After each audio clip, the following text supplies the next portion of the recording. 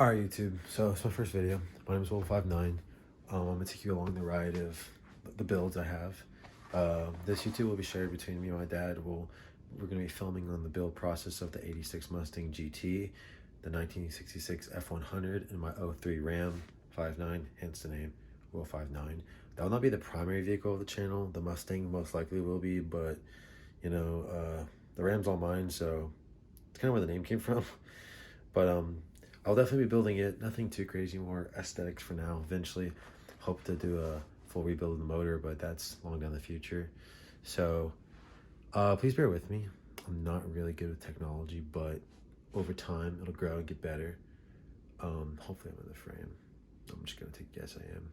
So, basically, I know I said this before, but I'll be taking you along the ride of all the cars that are in my life, of the builds. But also I'll be showing off some of my buddies, which you'll see in a little bit.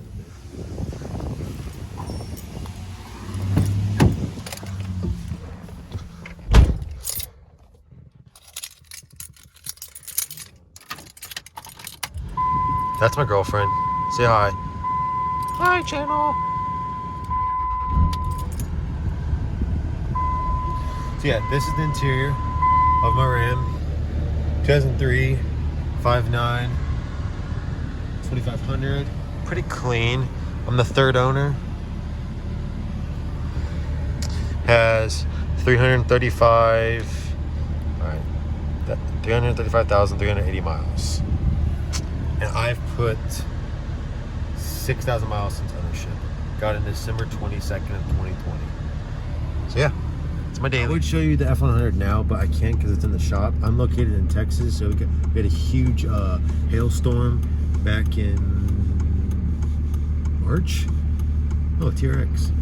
Sick. So the hailstorm hit pretty hard on this truck. I got this truck repainted in February because it had sun damage everywhere. Had it basically had the new paint for about a month and a half. Then it got hailed on, so you can kind of see right there. Actually, no, you can't because all the rain. Never mind. But the F100 Cherry is its name. Is in the paint shop for the hood, cab, and the roof to get it completely straightened out and repainted. So once it gets back, you'll see a lot more content. Before I got my Ram, I drove the 66 Ford F100 that me and my dad fully rebuilt from the ground up, everywhere, absolutely everywhere. Dude, where am I going? I'm going the wrong way. Sorry, distracting. I drove the 66 Ford F100 everywhere. Great truck. Has a 428 in it. Pretty quick for a 66 F100. No AC. It does have a heater. It did the job for about a year and a half, but after a while, it got pretty old. As far as like driving it every day, stuff was going out like every week. I guess that's just the old truck life, but it got really old pretty fast. So that's why I got the Ram, which I mean, it's 18-year-old Ram isn't much better. But I mean, hey, I got power steering. So this is the 86 Mustang GT. Nothing too crazy. Has a 331 stroker in it with the Vortex supercharger. Right now, we are replacing the rocker studs, injectors, and they are over here. Here's the ARP, aftermarket rocker studs. And here are the 42-pound injectors that'll be going back in. It already has 42-pound injectors, but it's set for 5 years, so we're just doing new ones that are all clean. So the wrench is too short to get this bolt, so my dad will be fabricating a custom homemade mint wrench extension. All right, intake manifold is off. That was a pain in the butt. Took a lot longer than what they always say it would. Not too many busted knuckles or bad word said.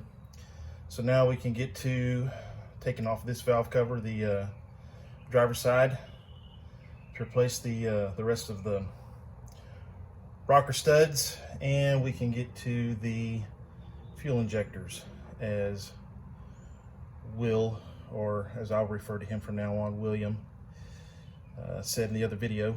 We're going to be taking these off.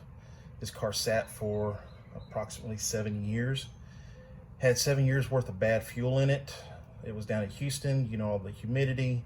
Fuel tank was full of crap, so we replaced the fuel tank and the fuel pump several times, but that's a different story.